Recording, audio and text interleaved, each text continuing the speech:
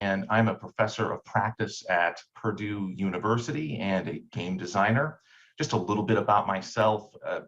I began in the game industry sometime around 2009 actually, I'm one of those weird creatures that went to school for it. That's becoming more common, and that's what I do now is I help other students do this. But back in 2009, not as common to be university trained in game design, but that was me. I went to Southern Methodist University. And from there, I worked on such games as BioShock Infinite, possibly the most famous game I've worked on. It was a game of the year in 2012.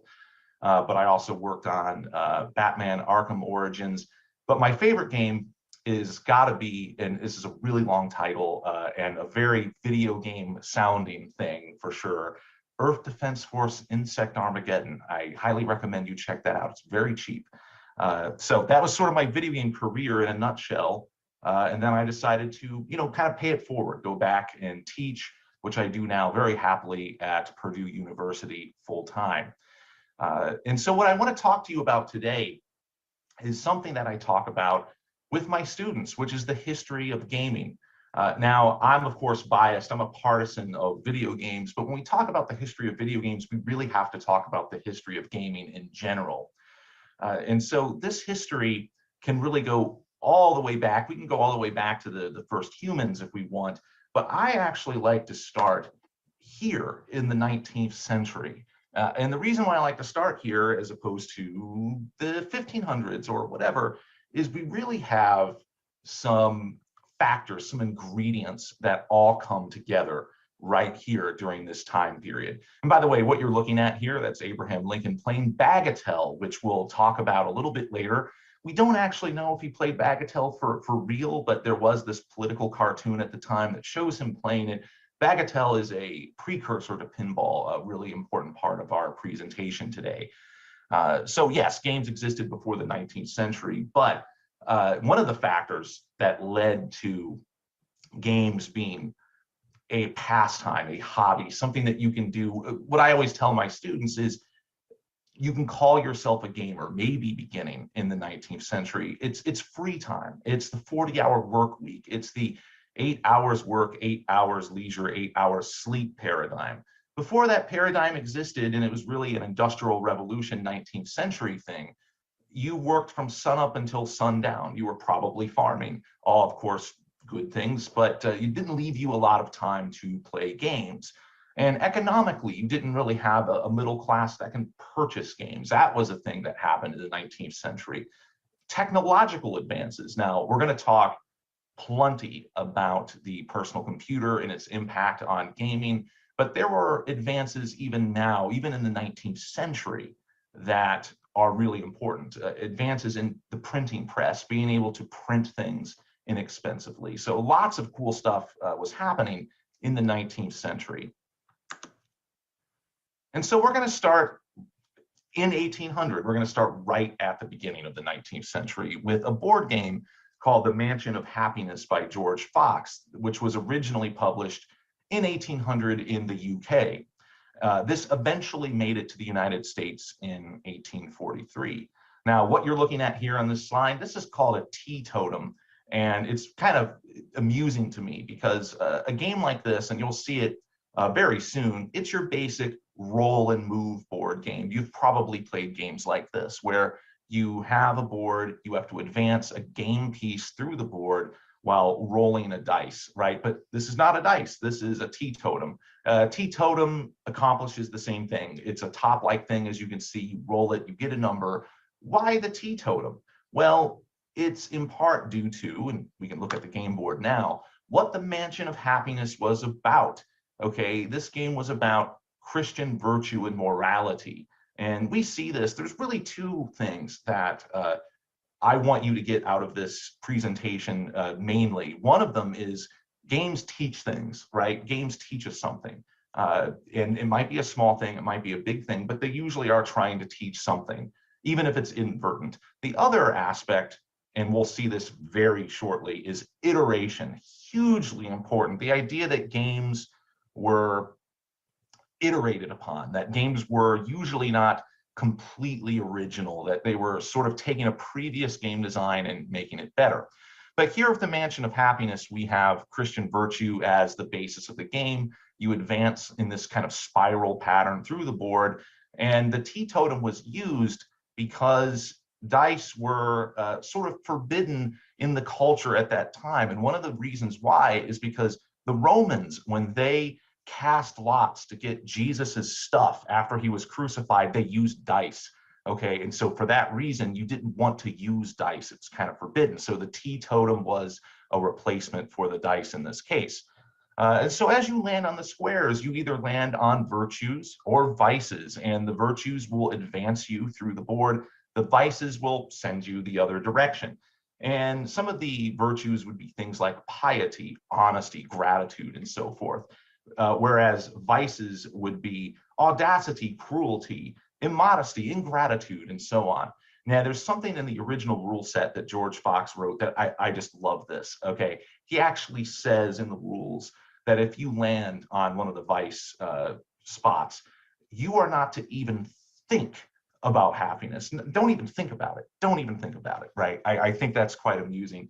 So the goal of this game is to get to that big center square, the Mansion of Happiness, which is heaven. So the goal of this game is to get to heaven by being virtuous. Now, as we advance through the 19th century, we do arrive here in 1860, and we see an iteration, that's that word again, iteration, on the Mansion of Happiness. And this is the checkered game of life, and it's by Milton Bradley. Yes, the company, but also the person. Milton Bradley was a lithographer in the 19th century, and what he did is he took the Mansion of Happiness, the concept of the game, and replaced the Christian virtue with American civic virtues of that time. So these would be things like getting a college education, honor, and wealth. The goal of the game wasn't to get to heaven, it was to achieve happy old age. So you are industrious and wise, you have a little bit of wealth, and you can retire and enjoy the rest of your life. That's really the goal of this game. Now, there are negative squares, and they share some things in common with the Mansion of Happiness. There is intemperance, for instance, but there is a suicide square in this. That's obviously game over if you land on that square. Suicide was removed from future editions of this game. So even in 1860, we have games pushing the envelope for content, just a little bit. And if you didn't figure this out already, and I'm sure you did, the checkered game of life basically becomes the game of life. That's what that is, okay? It's a Milton Bradley game to this day, published by that company, even today. It works very much the same way. Now, the checkered game of life does use a checkerboard pattern, but you're advancing through it just like you would a track, like you would see here. And you do have the teetotum-like device, the spinner there in the center, but it's really the same concept. You land on positive squares, whatever those may be, that advance you through the board, and you land on negative squares that might take you backwards. The game does become more complex. There's branching paths. The theming, of course, changes over time.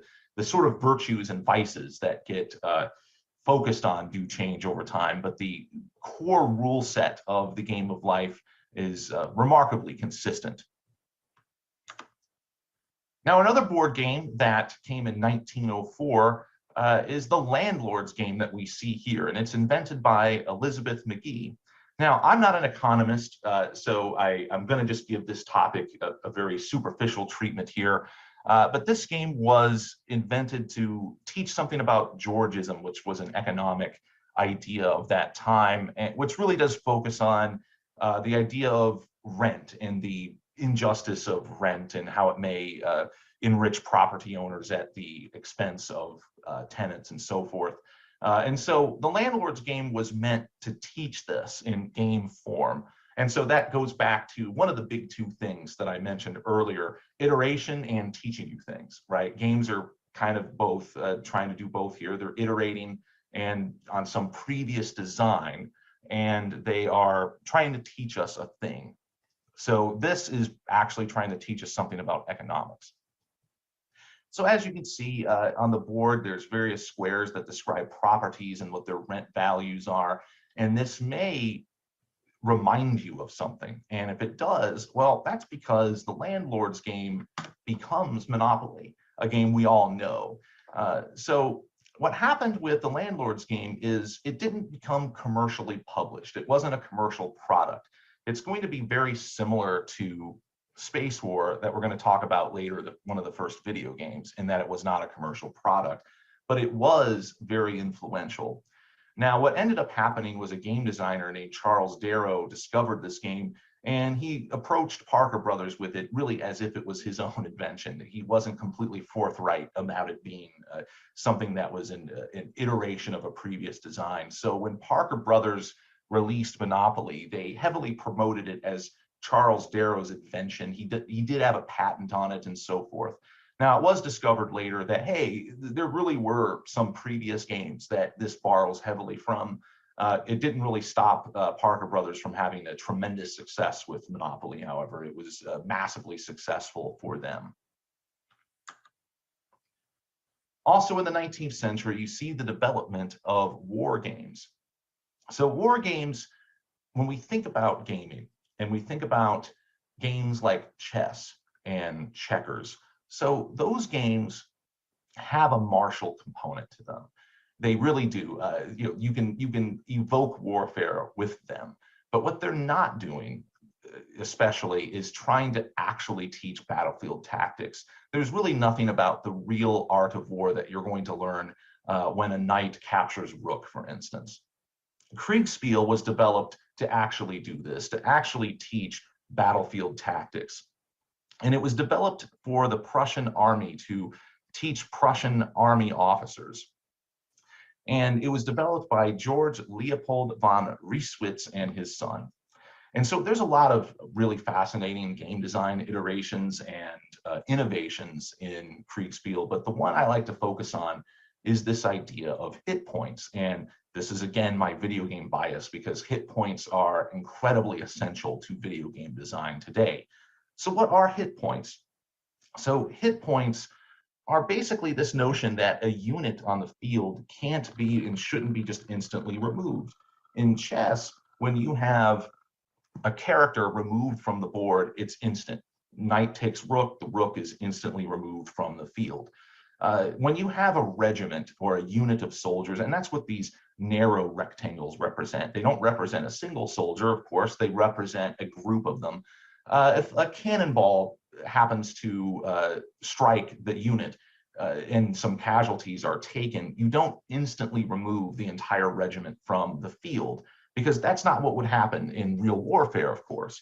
So to simulate this, you had this idea of hit points, which is just a stock of points that each unit would have. And as it takes more and more damage, those points decrement. And once you get to 0, then you remove the unit from the field. And this is just a very stock and trade technique in just about any video game that you would play, where you have some kind of enemy combatant that you're attacking. If you've ever seen a health bar in a video game, for instance, that's all hit points. Hit points is very important in video game design, but we see it for the first time in Kriegspiel. And now what we're going to do is focus quite a bit here on pinball. I think pinball is not only important in the talking about the history of gaming. I think pinball is especially important when we're discussing my favorite topic of video games, because I really feel like so much of game design, especially video game design, owes itself to the origins of pinball in a variety of ways. So the early pinball machines were based on bagatelle, and that is the thing that you saw Abraham Lincoln playing at the beginning of our presentation. So bagatelle, how that came about is you had outdoor stick and ball sports like ground billiards, anything where you'd have a mallet and a ball outside. Now, someone came up with the idea eventually of being able to go indoors with this. And once you did, you had to miniaturize it. So that becomes bagatelle. It's really trying to take this outdoor sport, put it indoors. And so as Abraham Lincoln is doing the early versions of this, you have a pull cue, a stick that you have to jab into the machine. Now, eventually by the 1870s, we get Montague Redgrave, who invents the spring-loaded launcher. And you can see this on this slide in kind of the lower right of the table here. This is a modern recreation of an old bagatelle table. And this is using the spring launcher where you pull it back and the spring shoots the launcher forward and the ball is put into the playfield.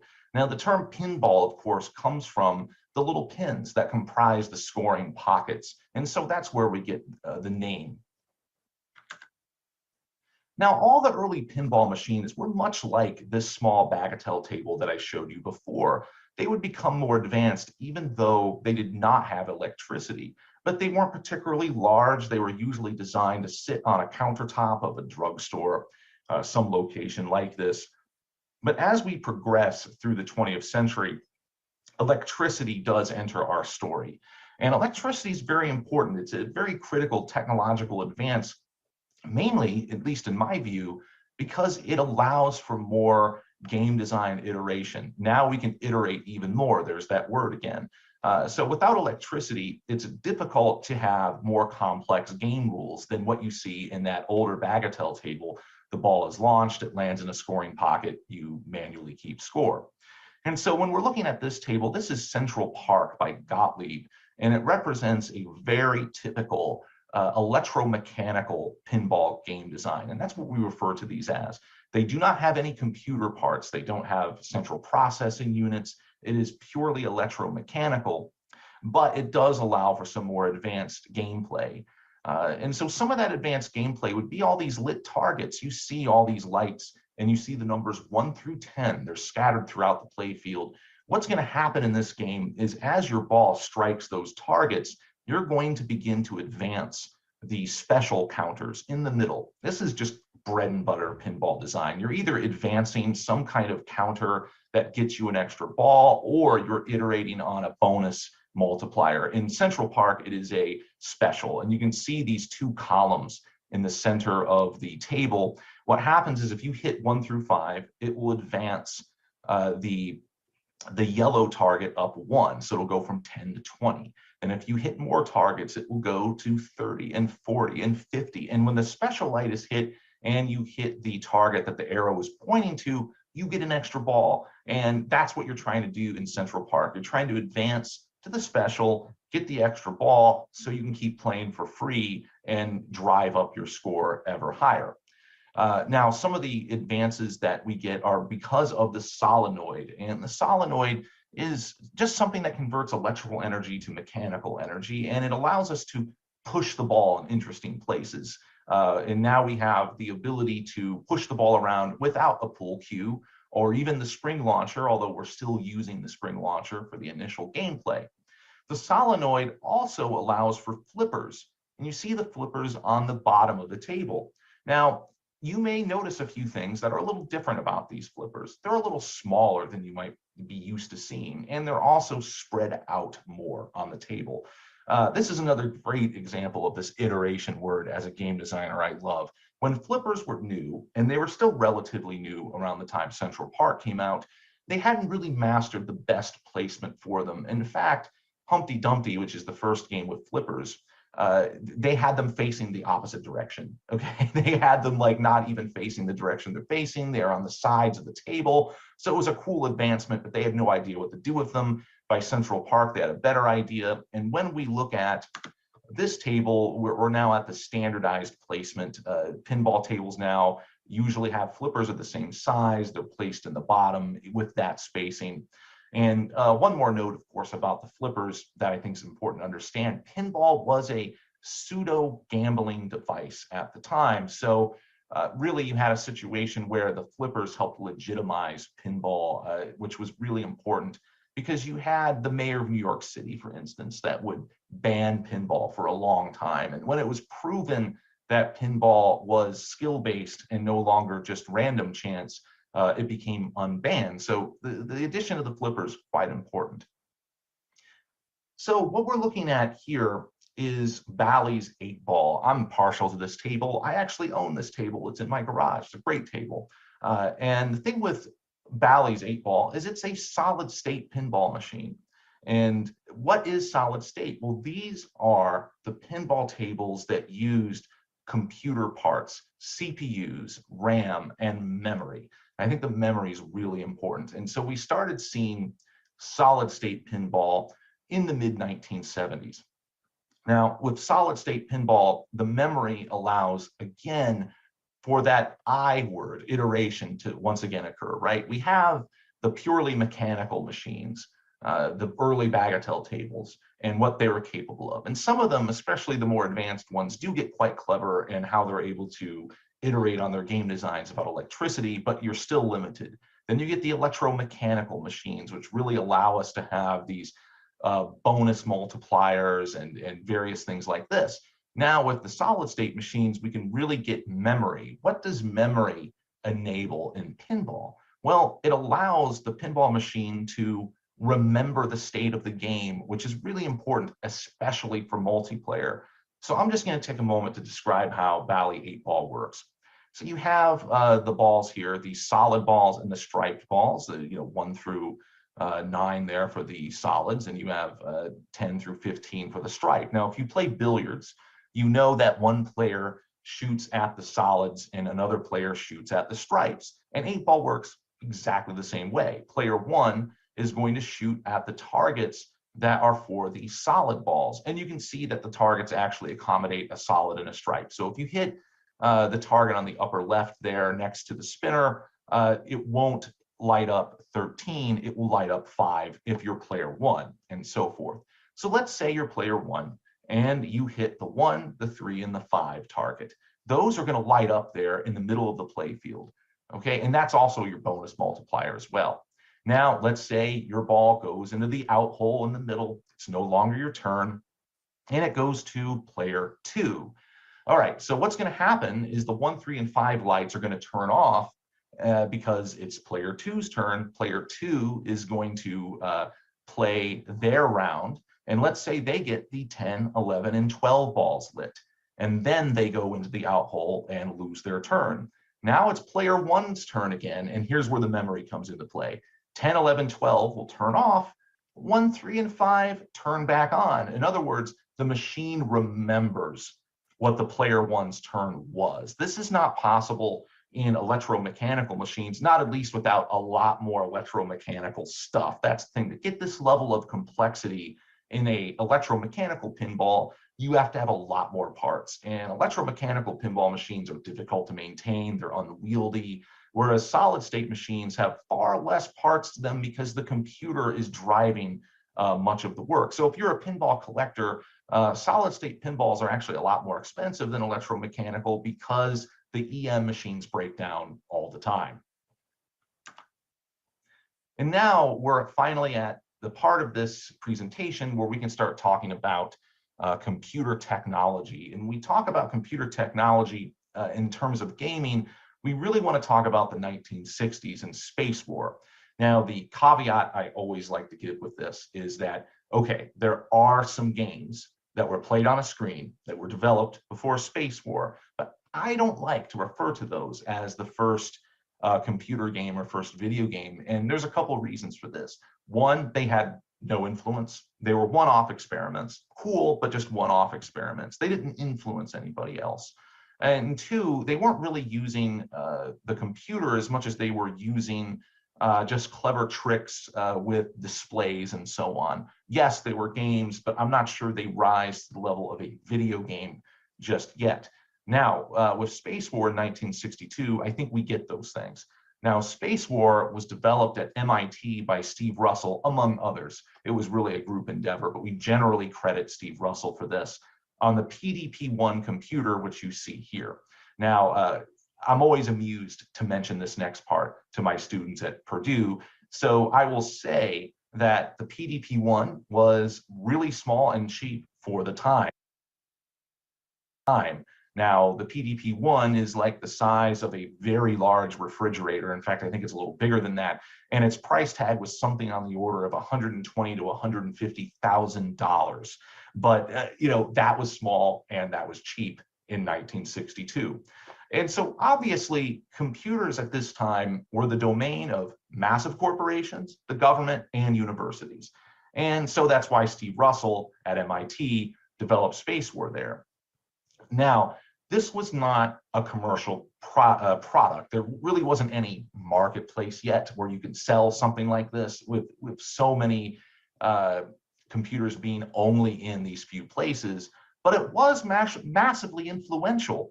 And the reason why it was massively influential is because all the computer labs in America knew of Space War, because it was a software program that can be moved around. And that's another thing that's really important. Some of the really early experiments with using a video screen for entertainment, it was all baked into the hardware. It wasn't code. You couldn't move it around easily. Space War was code. You can take the Space War code and mail it. Yes, it was probably on punch cards or something like that. And you could actually send it around to other labs. And so what you had was a really influential piece of software. Lots of people that were in that small community of computer science knew of Space War and would even tinker and modify with the code itself. Now, you might be wondering, well, how does this game play? You've talked a lot about it. It's kind of hard to see on the screen here, but if you've ever played Asteroids, it has a very similar feel to Space War. Space War is you have a star field and you have two ships. There was no artificial intelligence yet, so games in this era were always going to be player versus player, human player versus human player. And so the object of the game would be to destroy the other player's ships by shooting torpedoes in space at them. So pretty simple setup. You did have a black hole in the center of the star field, and it would actually pull you in, even potentially destroying your ship if you got too close. But clever players could actually use it to boost their speed. If you kind of get close to the black hole, it'll kind of slingshot you around. So there was strategy, okay, in game design in this very early video game. Now, a lot of people don't realize that Pong, which we're almost ready to talk about here, wasn't actually the first commercial video game product. It was beaten to the market just by a little bit by the Magnavox Odyssey, which was developed by Ralph Baer. And so this was developed in the 1960s and released in 1972. Now, the Odyssey could play tennis, and the tennis game is very reminiscent of Pong, actually. In some other simple games, any game in which a stick and ball was used could be done on the Odyssey, but they tried really, really hard to do all sorts of games on this. Now, one of my favorite exercises, early game design exercises for my students, is to make them design a Magnavox Odyssey game. I love this assignment. Why? Because the Odyssey had massive limitations. It was only capable of making 3 lights, 3 squares. One of them was controlled by the console itself. So there was one light that would move on its own. That's how you can get tennis and the other sports. The other 2 lights were controlled by the controller that you see here. By the way, I always like to comment on this. Controllers, very uncomfortable at this time. We didn't really know how to make controllers in 1972. You have one knob that controls the horizontal movement, the other the vertical. The English knob makes the console-controlled ball move in kind of crazy ways. And also, the Magnavox Odyssey could not make sound, so it was very, very primitive. So my students that really struggled to make interesting games because of the limitations, which, by the way, is a very good game design exercise. Now, here's an example I like to talk about with the Odyssey, which is cat and mouse. And we just see a 2D reproduction of what this looked like. Now, don't be fooled by the colors, by the cat and mouse and the numbers. That's not computer graphics. That's a static overlay that you place on your TV screen, okay? So the Magnavox Odyssey has no idea where those blue dots are, the walls. And what's so awesome about this is this game uses the honor system, which is something that many Magnavox Odyssey games rely upon, because the Odyssey can't keep score. It can't even detect whether or not you're going through those blue walls or not. So if you're playing the cat, and by the way, the object of cat and mouse is basically one player is the cat, the other player is the mouse. If the cat light touches the mouse light disappears, and that signifies that the cat wins. And so the mouse is just trying to avoid the cat for as long as possible. But there is nothing at all stopping the cat from just going straight through the walls right to the mouse. Those rules have to be obeyed by the player. The Odyssey is not enforcing them. And so in some ways, these early video games have a lot in common with parlor games, like games of charades and any other game where humans have to keep track of the rules. And now we're ready to talk about Pong. which was a huge commercial success. And Pong really launches what I like to refer to as the first Silicon Valley giant Atari. When I think about the Valley, a place I've lived for a while, and how important software and technology is, Atari is so forefront in that story. And by the way, Nolan Bushnell, he's the gentleman there in the center in the polka dot shirt with the tie there. I also want to point out the fellow to the far right with the beard, that's Al Alcorn, who actually did implement Pong for Atari. Now, Bushnell, I really like him because it's like if you were in a lab and you're like, I want to create the perfect person to start the video game industry with the exact correct influences to do it, I think you'd get Nolan Bushnell. It's really fortunate that this person is around. He's still around. He still does things, right? He's still involved in tech even today. So the reason why I say this is that Bushnell, okay, was involved in the 1960s computer science scene. He was at the University of Utah. He was familiar with Space War. In fact, his first attempt wasn't Pong. It was a version of Space War that actually wasn't commercially successful. So he understood computers. That's really important. But you know what he also understood? Gaming in general. He worked at carnivals. We haven't talked about carnival games very much, but carnival games like guessing the weight, pop the balloon, all of this stuff. Nolan Bushnell worked as a carnival barker. He understood showmanship. And I think this is very key to understanding game presentation, game design itself. And he was a great entrepreneur. So you combine those things together and you get a person that was very well suited to begin the video game industry. Now, Pong was, here's that I word again, iteration. It was an iteration, of course, on Magnavox Odyssey's Tennis. This was not admitted at the time. There's a little bit of controversy there. They didn't want to say that. Eventually, Atari had to pay a licensing fee to Magnavox, but it's kind of a happy ending there because the Odyssey became successful because of Pong. When it was initially released, people didn't really understand what this thing was, okay? And so Pong really helped everyone understand what the Odyssey was trying to do. So it became a decent selling console due to Pong's influence. So everything kind of worked out, I think, well for everybody. Now, Al Alcorn improved the design of Magnavox Tennis. Now, some of it was just the technological firepower that he had that you did not have in the Odyssey, but it kept score. It had simple sounds. You would hear a beep when the ball is struck on the paddle. And it actually did simplify the rules a little bit, especially when it comes to, there was no English knob on a Pong machine. And so instead of twisting a knob to make the ball do funny things, you would try to strike the ball on the sides of the paddle. So it is an improved design upon the original Magnavox Odyssey Tennis. So now we're entering this golden age of arcade gaming.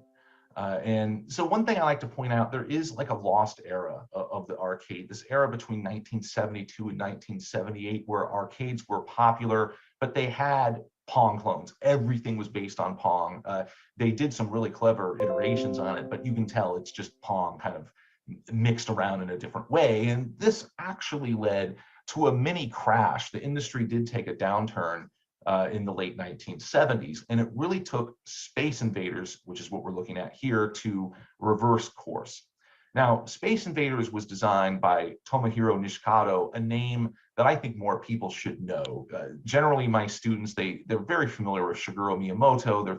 They're familiar with Hideo Kojima, these famous Japanese game developers, but not as much Tomohiro Nishikado, which I think is unfair because Space Invaders was a monumental hit. In Japan, you had arcades that only had Space Invaders machines in them. That's how popular it was. Now, this game, which, by the way, in itself is actually an iteration of Pong because you have the spaceship instead of the paddle. You had aliens instead of the opposing ball and paddle. Especially if you look at the game Breakout, if you're familiar with that, where you're breaking bricks, you really see the aliens as replacing the bricks. So we can still see iteration here, but by the time we get the Space Invaders, it doesn't feel like Pong anymore. It feels like a completely different thing. Now you have a really nice set of innovations that make this special for its time. You have AI. Those aliens are trying to shoot you intentionally. So they actually want to shoot you. It's not randomized. So you do have some AI here. You have a game over state, another thing we take for granted. Games used to end simply by a timer being elapsed or maybe a score threshold being reached. In Space Invaders, for the first time, we have this idea that you have lives in the game, right? And if you're destroyed too many times, it's game over. And also, I'm a musician, not just a game designer, so I love this part, interactive music. Now, Pong, or not Pong, but Space Invaders, it's very simple. Okay, Pong just had beeps, but no music. And then you did have games that would have music, but it would just be a little fanfare that would play, and then it would go away, and it would have nothing to do with gameplay at all. And so with Space Invaders, you had music that was a part of the gameplay. It was just a descending D minor scale.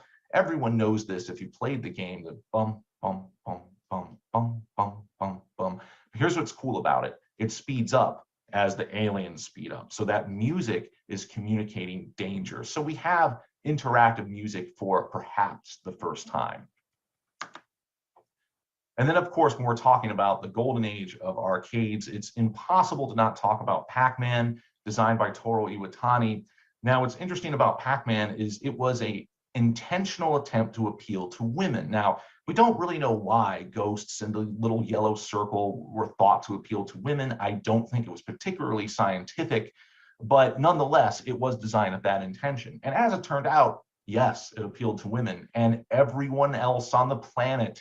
It was one of the highest grossing games of all time. It remains one of the highest grossing games of all time. Now, what I always like to say about Pac-Man is that, hey, this is not the first game of its type. Atari was making maze games in the mid-70s, but this was the most successful iteration of it. Again, that iteration idea. You take something, you make it a little better, you make it a little better until it kind of reaches a critical mass of fun. Now, the golden age ends at around 1983, and it ends because of a gigantic crash. Okay, so the industry was nearly wiped out in America. Now, this wasn't the case in other countries. Japan, it was doing just fine. It's interesting, in Japan, they referred to the crash of 83 as the Atari shock.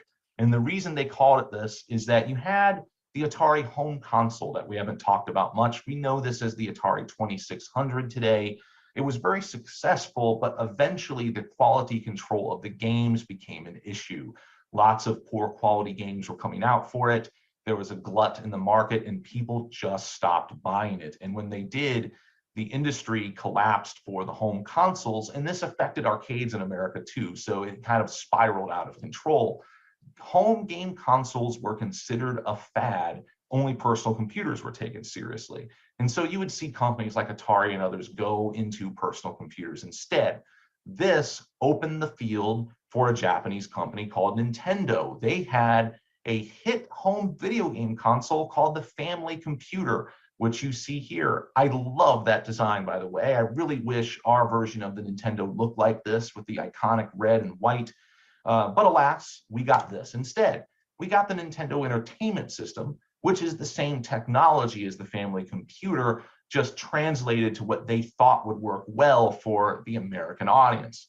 Now, the Nintendo was actually marketed as a toy because American retailers were just completely fed up with video games. They were like, that fad is over. So they really had to market it at first as more of an interactive toy. It did have a robot that came with it. It could play a few games. The robot was not particularly good, but it made it interesting. Now, the Nintendo wasn't immediately successful, the Nintendo Entertainment System or NES.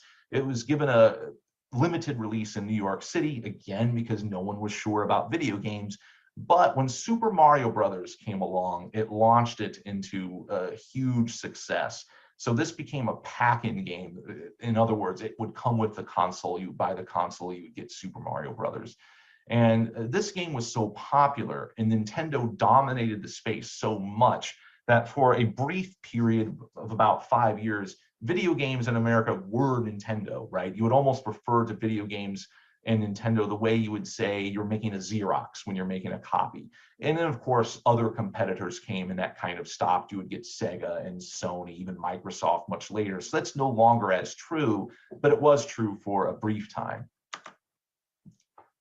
And so I mentioned the rise of the personal computer and how the arcade crash of 1983 pushed a lot of game development to the PC. And so it's important we talk at least a little bit about some major trends in PC gaming. And so when we think about PC games, and we're definitely going to see this in the next slide when we talk about role-playing games, we really are talking about a lot of clunky interfaces, a lot of statistics, a lot of kind of serious-minded stuff. What's interesting about this company here, though, id Software, founded by John Carmack and John Romero, they were computer game developers that were influenced by the console. They're influenced by fast action. And so from that, we get the first-person shooter. You're looking at Wolfenstein 3D here. And what that game really is it's taking like the dungeon crawling that was popular on the computer in role-playing games and kind of fusing it with a fast arcade action. Also on the computer, we do have, like I said, role-playing games. Now, what are these? If we think all the way back to Kriegspiel, all right, in the 19th century, we have hit points, we have stat rolls, we have stat modifiers, and all these fancy things. Well, this eventually led to a tabletop gaming industry, Avalon Hill and so forth, where you're trying to simulate for entertainment purposes, say the Napoleonic Wars or the Civil War. Eventually, game designers realized these rigorous, strict rules that actually required an umpire, a referee, to make sure we're being followed correctly. What if we did that, but with a fantasy theme, with a theme that's not just based on history? From that, you get Dungeons and Dragons in the 1970s. So Dungeons and Dragons is like Kriegspiel, but with like magicians and goblins and things, okay? So one of the cool things about this is this was happening at exactly the same time that the computer gaming scene was beginning for the first time in early computer science. And there's a massive amount of overlap between people that were interested in computers and people that were interested in war games and Dungeons and Dragons. And so as a result of this, one of the first things that anyone tried to do with a computer in terms of gaming was to recreate tabletop war games and Dungeons and Dragons. This culminates in this genre of the computer RPG. You're looking at Baldur's Gate from the late 1990s. And I picked this as a BioWare game. You can see the legacy of Kriegspiel here. You see this message box. It says Phoenix Guard did 18 damage. That 18 damage, that's referring to hit points that I mentioned before. And then, of course, we get multiplayer and the internet. So one of the things that we were really losing in the 1990s that the 19th century had was social interaction. So games couldn't be fancy. You didn't have a computer enforcing the rules. But what you did have was the social element, playing with your friends, having that laugh when someone does a silly thing or whatever. Once we get to the internet, though, we start to get this back. And this is a theme of the next few slides, how the circle kind of becomes complete here, that we begin to see the social element rise again, because once the computer became able to enforce rules, we sort of lose that, but now we're getting it back. So id Software, if you remember, they developed the first-person shooter. They discovered that a very simple game type, which they call deathmatch, this is just players running around shooting each other. Now that sounds very violent and macabre, but it's tag. If you ever played tag as a kid, tag is deathmatch in real life, basically. You're just running around trying to touch someone. Just in a video game, we do it a lot more interestingly. We do it with fancy space weapons, all right? They discovered this was just as popular as the single-player games they were making. And so a lot of their future games they made, this is Quake 3 Arena from the late 1990s, focused on this, focused on multiplayer, particularly this deathmatch mode. And now we arrive at Minecraft, which does something, I think, completely different than any of the games I've talked about so far, both in terms of even the 19th century games. So Minecraft is a sandbox game. It is an infinite set of Legos. Now, word of caution, Minecraft today has become more of a game platform. You can play Minecraft and you can play game modes in Minecraft that are much like a deathmatch or a capture the flag or other types of popular multiplayer modes. But at its root, at its heart of hearts, Minecraft is about this ability to build infinitely with these kind of Lego pieces that you get. Now, Minecraft was created by Marcus Persson in 2009, and one of the interesting things about this game, and yes, it is also iterative. It's iterative from games such as Dwarf Fortress, RPGs, computer role-playing games influenced it, so it also was an iteration of things. The business model of Minecraft is fascinating. He released the game incomplete, playable, but not finished. And basically what would happen is people would pay him to play an incomplete game, but then the proceeds would allow him to continue making it. I'm not sure we've seen this model too many other times be successful. There are games sold on the Steam platform in early access. That's essentially the modern attempt to do this. Very difficult business model, but he made it work for him. And then we have Wordle, which I'm including here. First of all, you can see my terrible attempt at recap. That's one of my Wordle attempts. Very embarrassing, very poor. I'm sure you're all way better than me at this. I've never been awesome at these games, if I'm being completely honest with you. But what I love about Wordle is, again, that social element that the computer took away in terms of providing such immersive game experiences that you didn't need other people. But now the social interaction's coming back. So Wordle was designed by Josh Wardle, so Wordle's a play on this. And really with Wordle, it's not just solving the puzzle, it's posting it on your social media, seeing that graphic of how bad you did or how well you did. I would never share this on my social media, by the way. It'd be very embarrassing. Don't know why I'm showing it to you. Not a very good attempt. But yes, Wordle very much bringing back the social aspect of games. Now we have virtual reality and the metaverse. So virtual reality is not new, okay? So even going back to the 80s, we had 3D glasses, which is kind of a primitive attempt at this. Nintendo tried a headset in the mid-1990s. It failed, utterly failed. And so the thing about virtual reality, this is an Oculus Rift here, it is in its infancy even today. When we talk about all the iterations, we talk about the Mansion of Happiness becoming the game of life and Bagatelle becoming Pinball. I'm not sure with virtual reality. There's some fun games, but I don't think we've gotten its Pac-Man yet. I don't think we've gotten there. And I'm really fascinated to see the iteration that we get with VR headsets in the years to come. And I feel the same way about the metaverse. So the metaverse isn't strictly a game, but it's something that I think comes from games, especially digital games. And that's a virtual world that you are always in. This really comes from role-playing games. It comes from game designers like Richard Bartle that designed just text-only virtual worlds. And so once again, this is a brand new concept. I'm very excited to see how it iterates over time when we do get the Pac-Man of the metaverse. We'll see when that happens. So I would like to close with just a few statements about why we play at all, why we even do this, okay? Because that's another thing. None of this is essential for life, right? It's not food on my table. It's not a roof over my head. So game designer Ralph Koster says we play to learn. He says this in his book, A Theory of Fun. He says games are fundamentally about teaching us something. And I think that idea has merit. We look at the Mansion of Happiness. We look at the Game of Life. Quake 3 Arena is teaching us something about precise aiming, right? So it doesn't always have to be profound things, but games do teach us stuff. And I think we like learning just like we're doing here right now. People like systems. This is an idea I have. I really think people love it when you interact with a system and the system gives you a response. So I challenge you to go into a room and flip the light switch on and off. Now, it's not going to be fun. It's very, very simple. But there's some tiny part of you, I think, that likes it when that light comes on.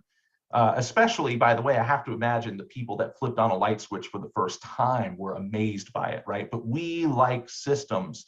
We like interacting with things. We like getting a response from things. And finally, Jesse Schell, another great game designer, he wrote The Art of Game Design, a book of lenses. He says that fun, which of course is a huge part of why we play games, is pleasure with surprise. It's how he defines fun. And therefore, he surmises that this is a key ingredient in successful games. So I really have to thank you for listening to this. I really hope that you found it as interesting as I find it interesting. And at this moment, I would really like to ask for you for any questions that you may have.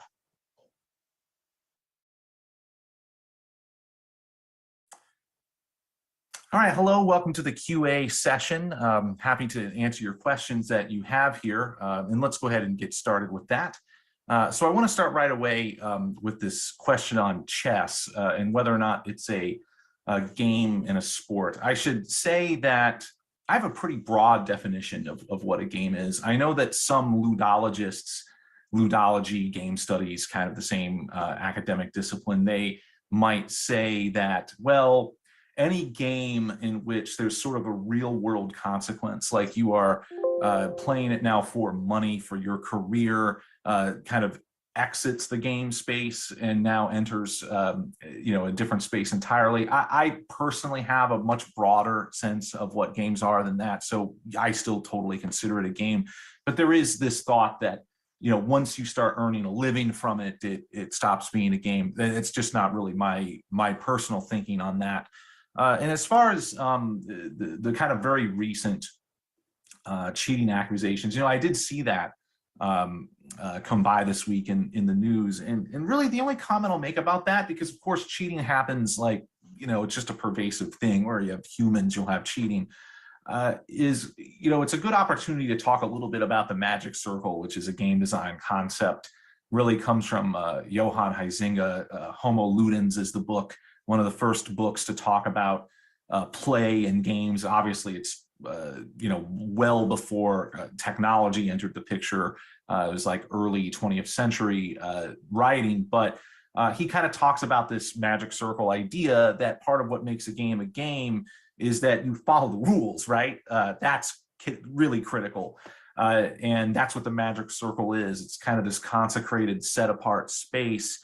And so obviously I think one of the reasons why people have such a strong reaction against cheating in games, other than just the obvious sort of ethical concerns, is we all know intrinsically this magic circle. Like if I'm sitting down on my couch and I'm playing a video game, which again is my bias, as I say, is video games with somebody else, and they yank the controller out of my hands or something, push me physically, and I play the game badly, we would all recognize right away that's, just horrible behavior. And so that's, again, the magic circle there is being violated. So very interesting question. And as far as the teetotum goes with that, it looks like, as far as I can tell, the teetotum goes back to maybe the Roman Empire, or maybe even the Greeks. And so I think it's more of a situation where maybe the dreidel was borrowing from that, or looking at those cultures to derive that device, that type of dice anyway. And with casino games of chance, so your penny slot machines, pachinko in Japan is a big one like this.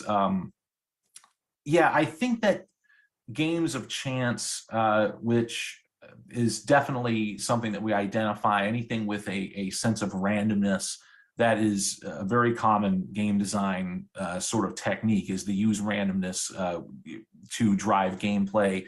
Yeah, it is always going to, we're kind of pattern matching devices, human beings are, right? So we sort of think that next time is going to be the one because we haven't won in a while. It's kind of playing on that. But what's interesting about that question is, in my video game industry career, I've actually worked on some a little bit of some casino games, because there was some attempt, and honestly, I changed companies, I changed employers in the middle of this, so I don't know what became of it, but there was this drive to try to marry video game technology and gambling, casino games a little bit more directly, where you had maybe even like these first-person shooter arcade games that you're actually betting on. But what I found really fascinating is when you make those as just like a regular game product, right?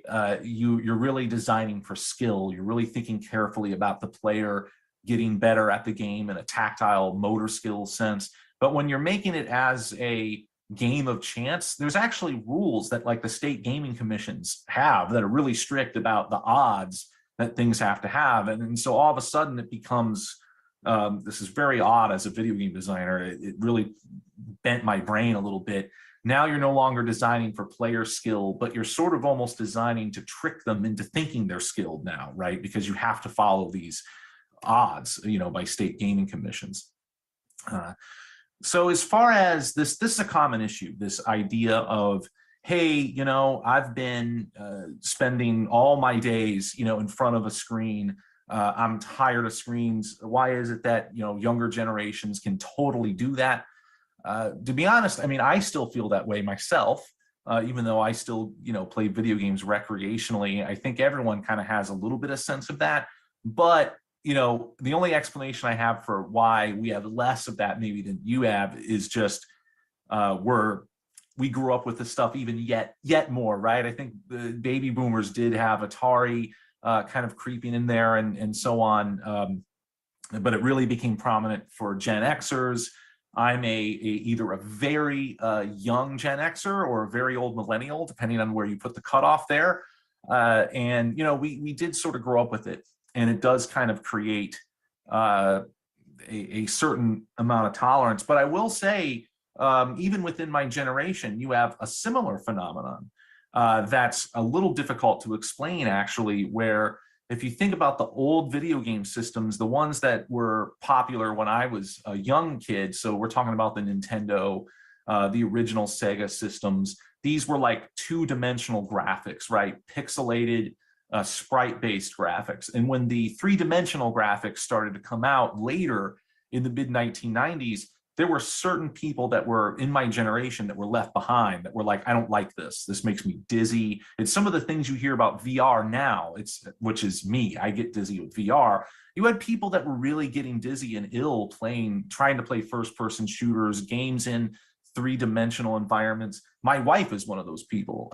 She really liked the kind of Super Nintendo to Nintendo kind of era, so late 1980s to like early to mid 1990s. But once it became 3D, three-dimensional polygonal graphics, she was like, I'm out. I can't do this, right? So you see, even within the younger generations, even when the technology changes, there's like a certain portion of that generation that will just be like, I can't do this, anymore. I'm out of here. And it's something that I know with VR, a colleague of mine at Purdue experimented putting a virtual nose on your face, basically a nose that you hear or that you see in front of you, because that actually helps with the motion sickness. So we're trying to bridge that gap.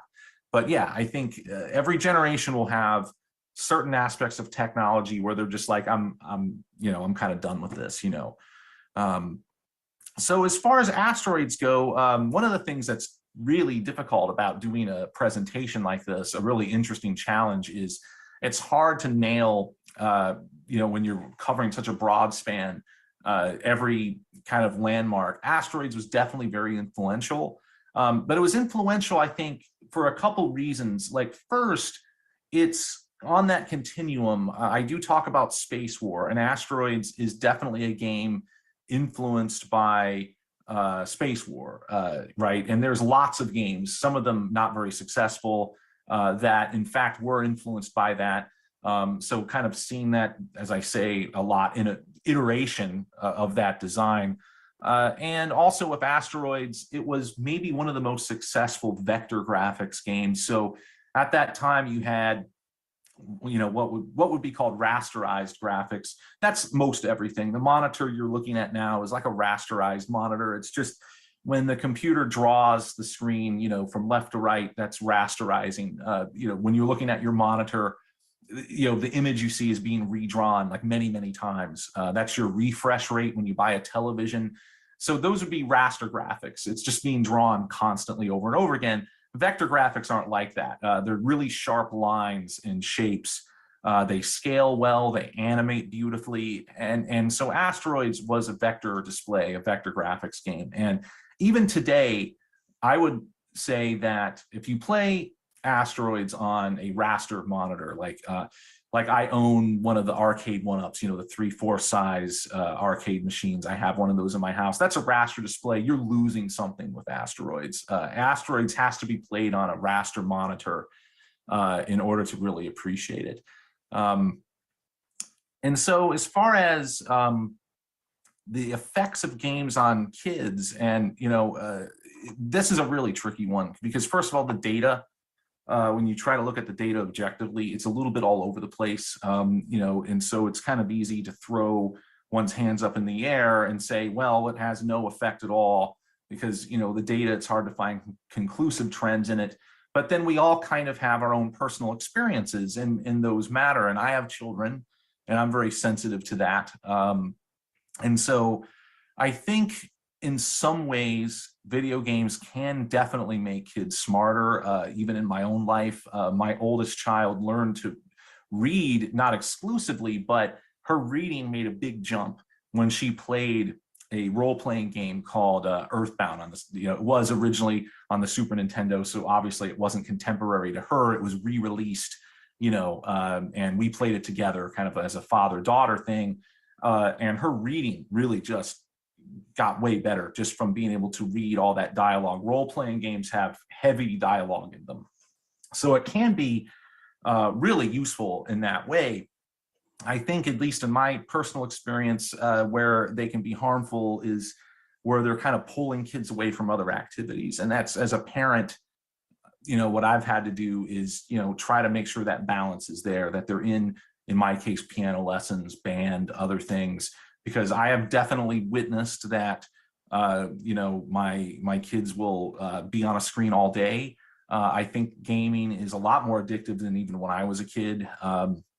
So sure, I mean, they can definitely, they can affect children in all kinds of negative ways if we're not careful about it. Now, what's interesting about video game addiction, like we see in various regions, what's interesting is in South Korea, yes, you have that, but you also have a populace that is very successful academically, right? So these are tricky problems to figure out.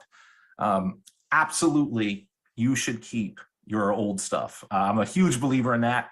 I won't spend a lot of time on that question other than to say a lot of that stuff has value. Some of those games are worth hundreds of dollars now, depending on what they are. I mentioned Earthbound. The original Earthbound cartridge is $300 or $400. So then just from a video game preservation standpoint, the hardware is the only thing you can trust. The digital versions of things, they can just yank that from servers at any time. So I'm a big believer in having the hardware. So yeah, hold on to that stuff. So yeah, I mean, the thing with Monopoly, and this is what we find with so many games, there was actually a lot of different creators of it. So there may have been, a couple in Atlantic City that did that, but you also have the Landlord's game, and at least I think a couple of other games that were doing very similar things. And then it was sort of a situation where someone figured out its commercial potential. But as you recall, Parker Brothers had to be kind of drugged, kicking and screaming, because they thought the game was so complicated. It's interesting. I'm almost out of time here, but I'll just say with that last question, the idea of training soldiers of video games has been almost from the very start. There is an Atari game called Battlezone, in which was like a virtual simulation of tank warfare, and the U.S. military immediately contracted Atari to do a version that it was, specifically about gunnery control and so forth. So I think there are some skills. And we think about modern first-person shooters. There was a series of these games called America's Army. So this is a video game developed, by the U.S. Army, right? To sort of, and those games were interesting because they actually had some very specific rules about rules of engagement. There are certain things that you couldn't do in that game that you can do in others in terms of who you can attack and so on. So I think there are some skills that do transfer, but just realistically speaking, I think there's probably nothing like when I have family members that have done basic training and all that, and that world is so much different than the world of the computer, right? But I think there probably is a little bit of skill transference. All right, so it looks like I'm all out of time for today. So, thank you so much for watching this. I hope you learned something and had a lot of fun in the process. And it was wonderful to be able to answer all of your questions today.